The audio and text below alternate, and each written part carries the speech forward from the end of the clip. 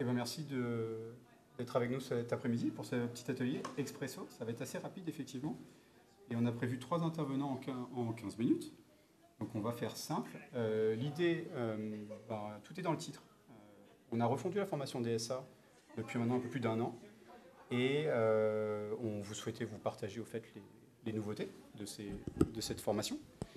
Et pour vous dire aussi que les inscriptions sont ouvertes dès maintenant pour la nouvelle promotion 2026. On pourra parler du planning si vous le souhaitez.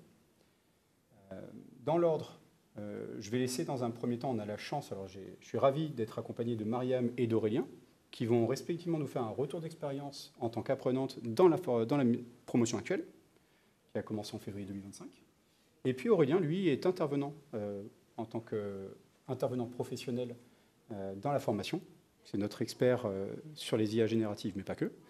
Et donc, merci à eux en tout cas d'avoir répondu présent pour ce petit échange avec vous. Et à la fin, je vous présenterai un peu plus dans le détail ce qui se cache dans la formation à proprement parler, ce qu'on prévoit pour 2026. Et bien sûr, si vous avez des questions, on pourrait dédier la fin de la séance à des questions. C'est bon pour vous? Allez, et sans plus tarder, je laisse la parole donc à Mariam pour ce petit retour d'expérience. Du coup, bonjour à tous et à toutes. Je suis Mariam Mareki, manager actuaire au sein du cabinet Actuelia. Donc, je travaille sur des missions assez variées, allant des problématiques réglementaires solvabilité 2 à des sujets de tarification ou provisionnement en non-vie, santé et prévoyance. Et je suis actuellement le parcours de Data Science pour l'actuariat qui est proposé par l'IRM. Donc, je suis là pour faire un petit retour d'expérience, comme l'a si bien dit André. Il faut savoir que moi, dans mon cas, j'avais déjà un petit peu manipulé Python dans ma formation d'actuariat initialement.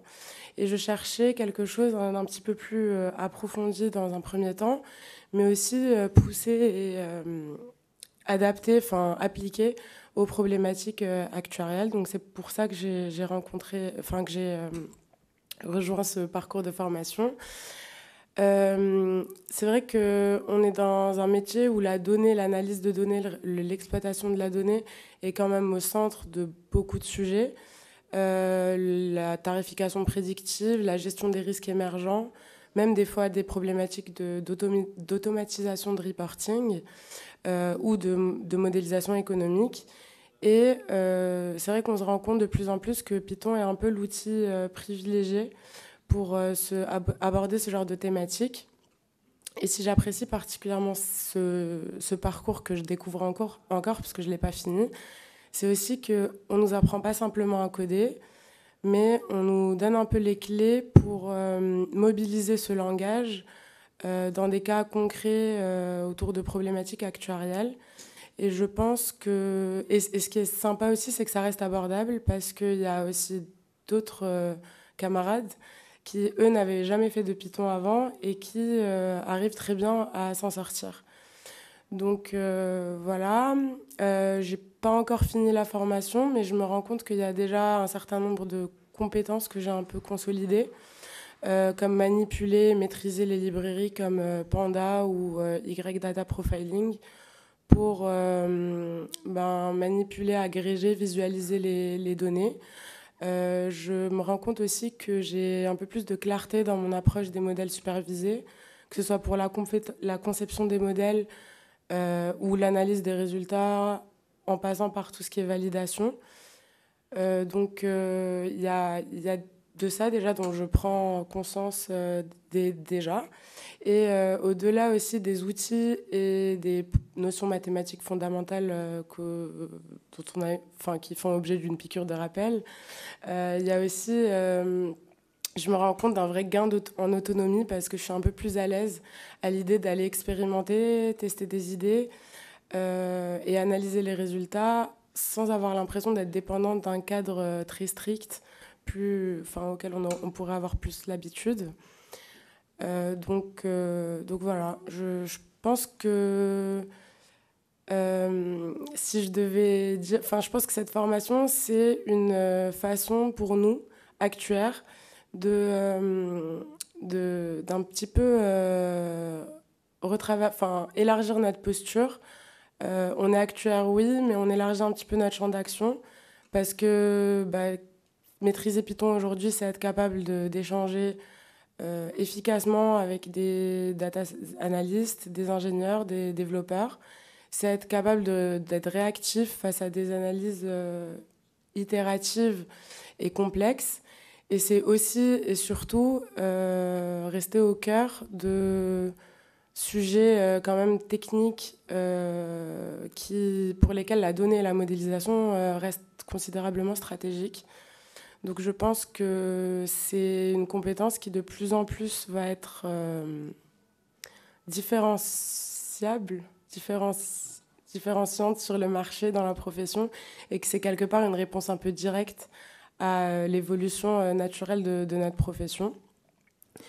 Donc voilà, moi je vois déjà comment est-ce que ça peut impacter mon approche de travail tous les jours, comment est-ce que mes compétences sont approfondies dans certains sujets pertinents.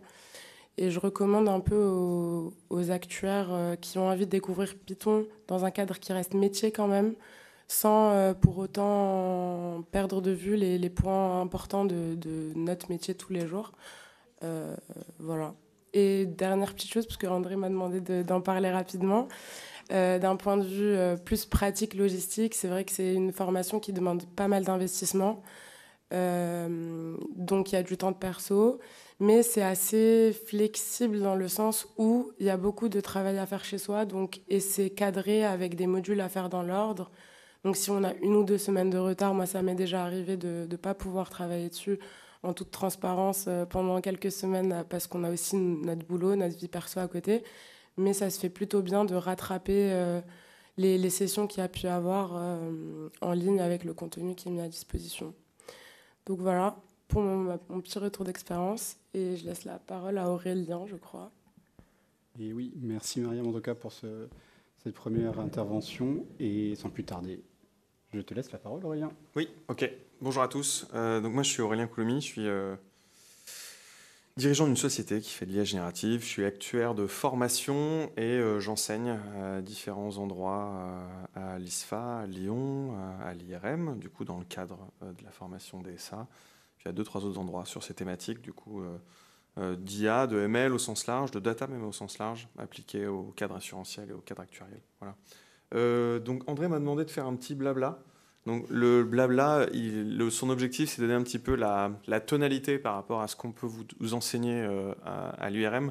Je crois que l'un des objectifs, c'est, comme ça a été rappelé, vous permettre d'être plus autonome, d'accéder à des outils que vous auriez mis du temps à acquérir, voire même que vous n'auriez pas trouvé sans ce type de formation.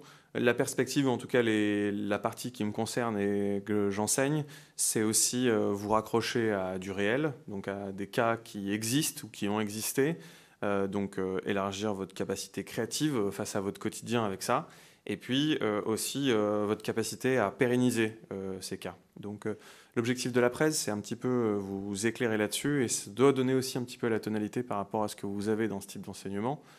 C'est ne pas seulement vous donner les bouquins, mais aussi vous donner la manière de les lire, la manière de s'en servir et la manière d'en prendre soin dans le futur. Voilà.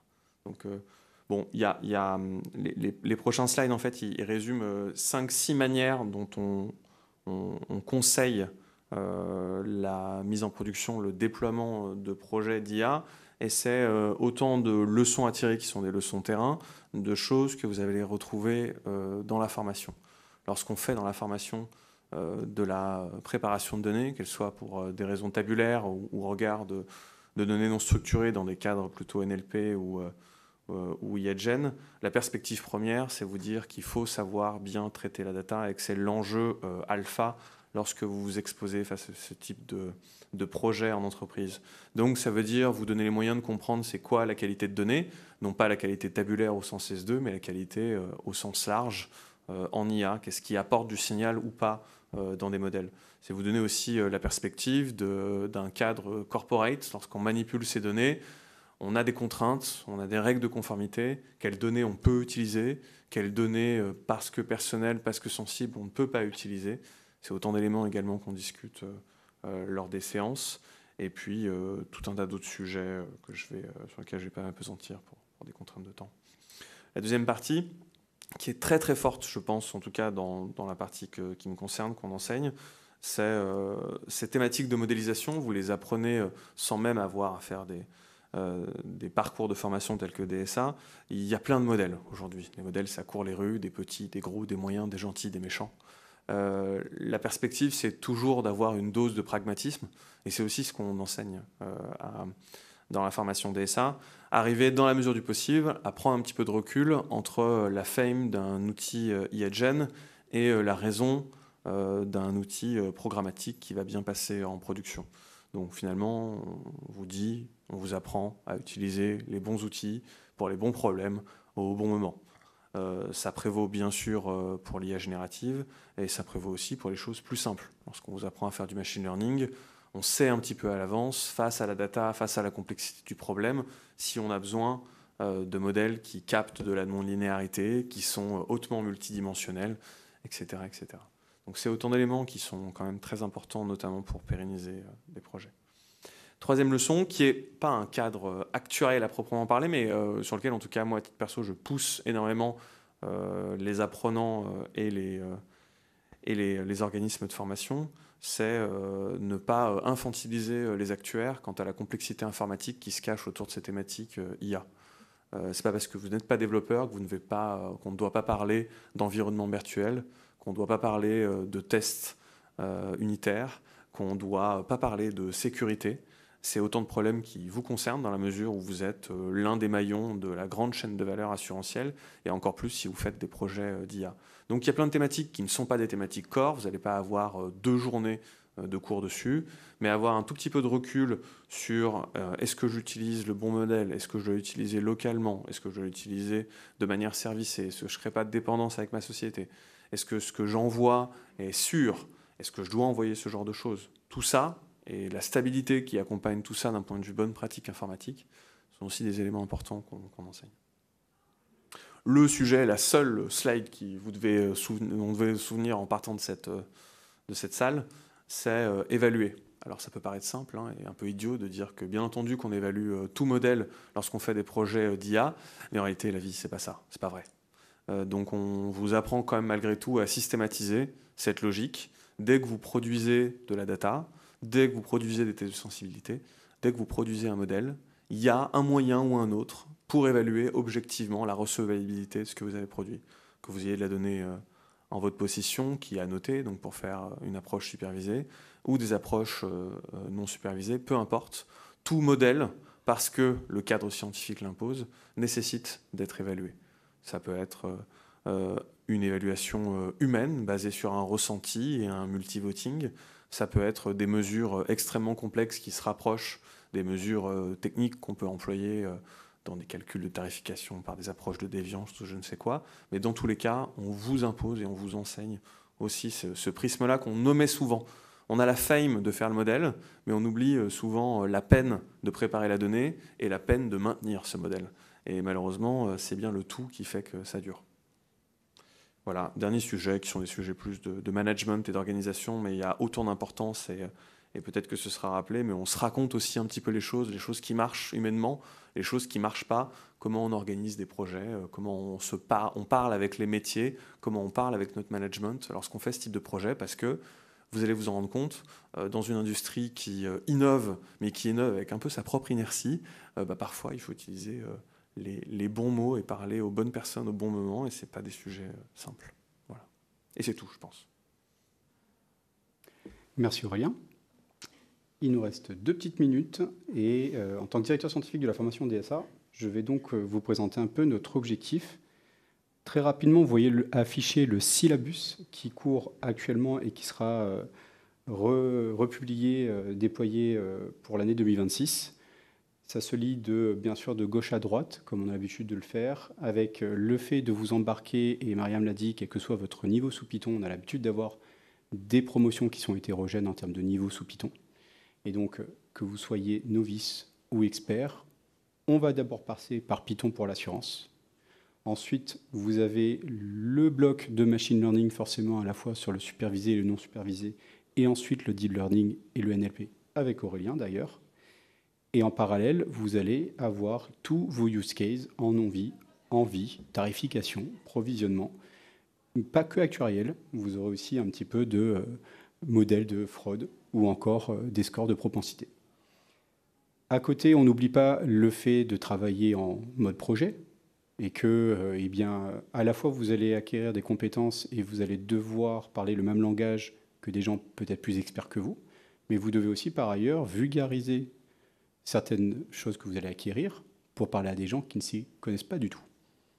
Parce que vous allez coupler votre expertise d'actuariat avec votre nouvelle expertise de data science, voire d'intelligence artificielle générative.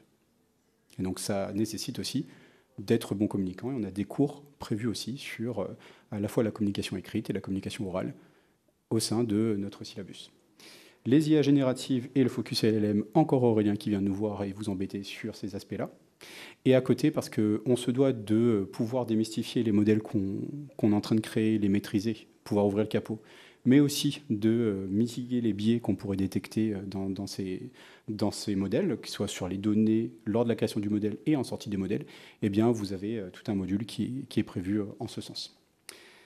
Vous serez évalué à plusieurs moments, soit sous forme de quiz, soit sous forme de projet, et un projet de fin d'études, un peu comme un mémoire d'actuariat, beaucoup moins dense, mais quand même challengeant, avec une direction scientifique et un mentoring collectif tout au long de la formation pour vous amener dans la bonne direction, pour valider avec vous votre sujet de mémoire.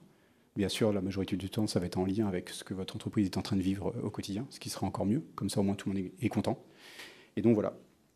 La nouvelle méthode d'enseignement. Aujourd'hui, on ne fait pas que du présentiel, on fait de l'hybride. On propose aussi du distanciel, sauf à des moments charnières dans la formation, où on a besoin de mettre les gens autour de la table pour qu'ils se connaissent déjà, pour former au fait, cette adhésion à une promotion tous ensemble, mais aussi au fait parce que vous allez faire de l'hackathon ensemble, et brainstormer et créer de la valeur ensemble. D'accord ? Et donc 21 jours de formation en hybride sur 7 mois. Et à côté, vous allez avoir accès à un catalogue, l'équivalent de 9 jours de formation en asynchrone, via la plateforme 360 Learning, où vous pourrez vous connecter matin, midi et soir, pendant les vacances ou pas, d'accord, pour accéder à du contenu et continuer à vous former, soit dans la continuité de ce que vous avez appris, soit pour découvrir quelque chose d'un peu plus sympathique, qui est en marge de ce qu'on doit vous enseigner, parce qu'on priorise quand même les efforts d'apprentissage et on choisit ce qui est important en présentiel, puis en hybride, et enfin l'asynchrone, c'est un peu la cerise sur le gâteau, quoi. Ou peut-être que vous allez piocher dans l'asynchrone pour faire votre projet de fin d'études. Et pour terminer, voilà potentiellement votre futur stack. Et d'ailleurs, en fait, c'est une stack, à mon avis, qui ne va pas s'arrêter là, parce qu'elle doit encore évoluer. Je pense qu'elle commence déjà en partie à être un peu caduque.